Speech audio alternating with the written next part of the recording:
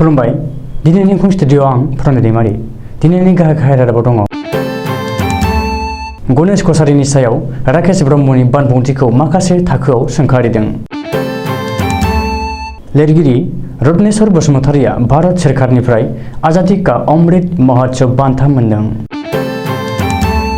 गणेश कछारीनि दाबि 70,000नि बांसिन भट लानानै देरहासार जागोन।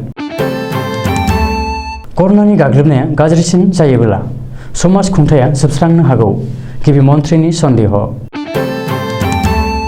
NLFबआ मित्रजोतनि बिजाथिखौ मदद खालामगोन। आसामाव ड्राग्सनि हेंथायै पुलिसनि अपारेशना सोलिगासिनो। पेट्रल डिजेलनि बेसेन बांनायनि हेंथायै कंग्रेसआ रायजोनाङै सोमावसारदों। आइसिसनि सायाव राहा लानो रासियाया तालिबानखौ सांग्रां खालामदों। दानिया दङ आबुं रादाब।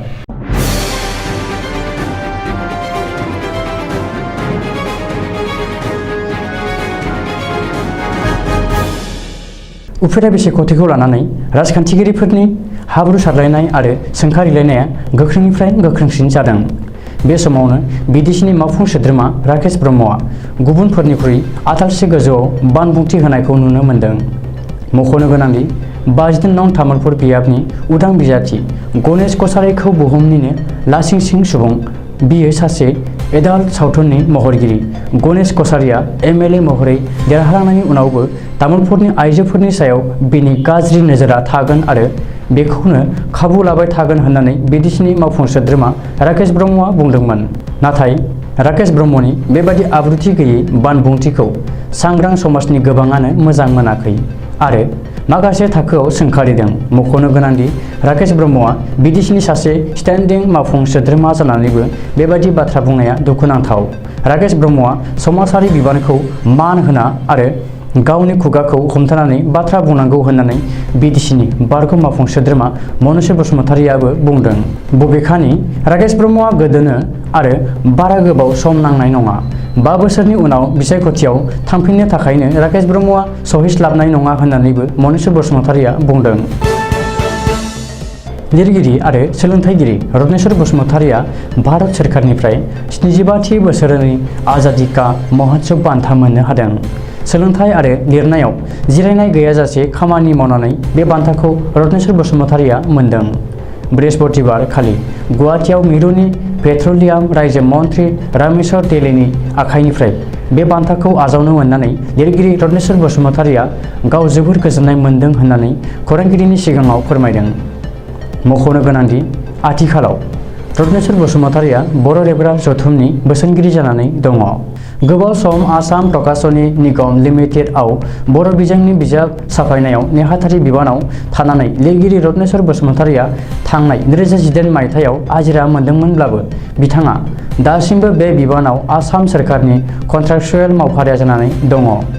बे खौरांखौ मोननानै बर' रेबग्रा जथुमनि आफादगिरि राजेन बसुमतारी आरो गाहाय नेहाथारि आनन्दराम औवारी मोनहा जोबोर गोजोननाय फोरमायदों आरो गाहाम हामलायथि बावहरदों। 70,000निबो बांसिन भट लानानै आंनि देरहासारनाया रोखा बे दाबिखौ खालामदों 52 नं तामुलपुर बियाबनि उदां बिजाथि गणेश कछारीया। तामुलपुर बियाबनि उदां बिजाथि आरो BPFनि दैदेनगिरि गणेश कछारीया दिनै मोनसे बिसायख'थि फोसावदिंनाय मेलाव दाबि खालामनानै बुंनाय बादिब्ला तामुलपुर बियाबाव BPFआ बिजाथि फसङाखैब्लाबो BPF दोलोआ गावखौ आबुं मदद खालामदों आरो रायजो राजाफोरनि अनसायनायाव गाव 70,000निबो बांसिन भट लानानै देरहासारगोन। बबेखानि तामुलपुराव उफेरा बिसायख'थिनि फोसावदिंनायनि थाखाय आसामनि गिबि मन्थ्रि केबिनेट मन्थ्रिफोर बिटिसिनि EM आरो GMफोर फैयोब्लाबो बे खेबाव गावखौ फेजेननो हानाय नङा होननानैबो गणेश कछारीया दाबि खालामदों। मख'नो गोनांदि बिटिसिनि मावफुं सोद्रोमा राकेश ब्रह्मआ गावखौ एडाल्ट सावथुननि एक्टर होनना आब्रुथि गैयै रावजों सोंखारिनायनि सायावबो गणेश कछारीया गावनि रिएक्सन होदों आरो राकेश ब्रह्मआ गावखौनो बोरमा गोसोमजों रुजुनानै लानाय जादों होननानै बुंदों। दुर्गा फुजा जोबनायनि उनाव आसामाव कर'नानि गाग्लोबनाया गोख्रोंसिन जानायखौ नुनो मोन्दों, जायनि थाखाय सोरखारा साननो गोनां जादों।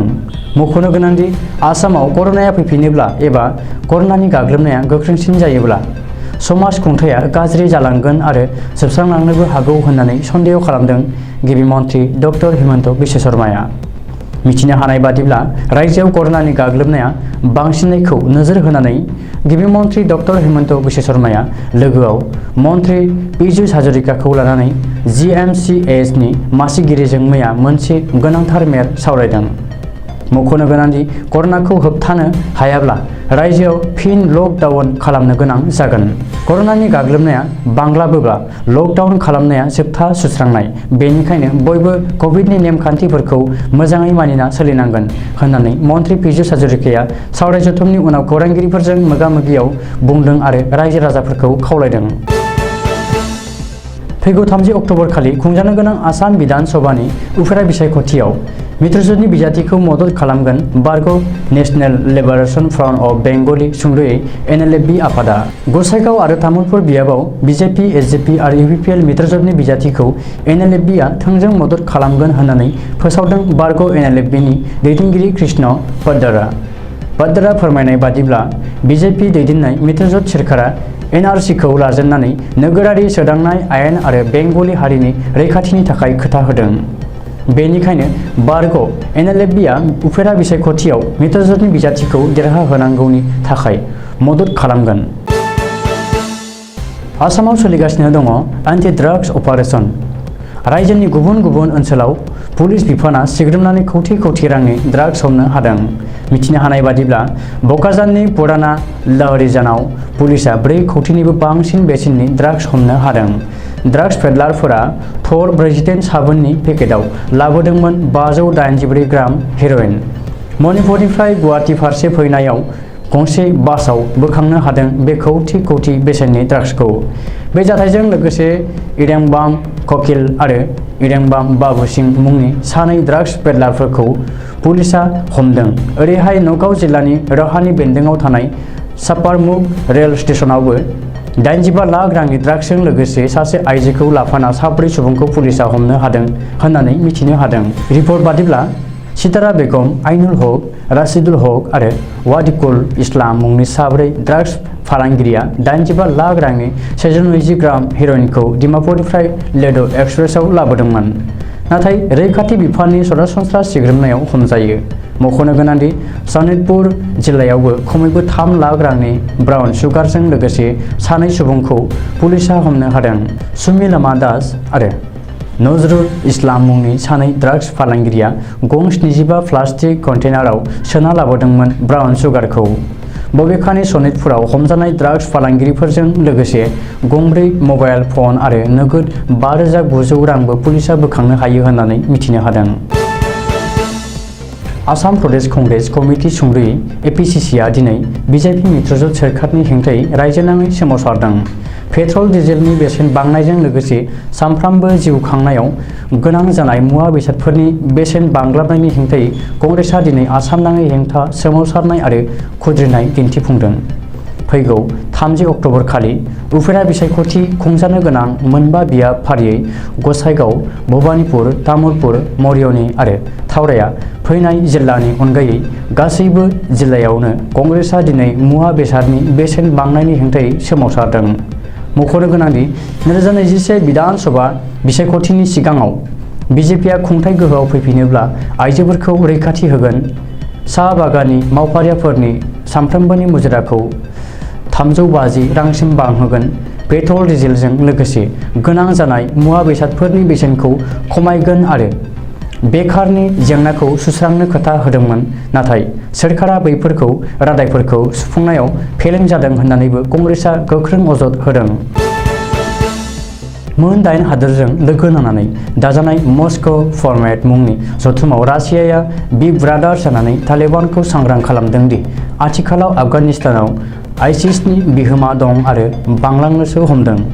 खमैब्लाबो 10,000 आइसिसफोरा खामानि मावगासिनो दङ। बेखायनो तालिबानआ आफगानिस्ताननि खुंथायाव दङ जेब्ला आइसिसखौ होबथानायाबो तालिबाननि बिबान। मानो होनोब्ला आफगानिस्ताननि नसुं हादोरफोराव आइसिस थिउरियाफोरा जायखिजाया समावनो हाबहैनानै गोबां खहा खालामनो हागौ।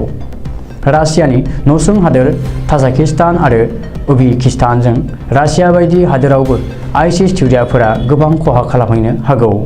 बेनि अनगायैबो भारतआवबो हाबफैनो हागौ होननानै मस्को फरमेट जथुमाव रासियाया रोखायै बुंदों। दिनैनि रादाबा एसेनोसै। गोजोन्थों।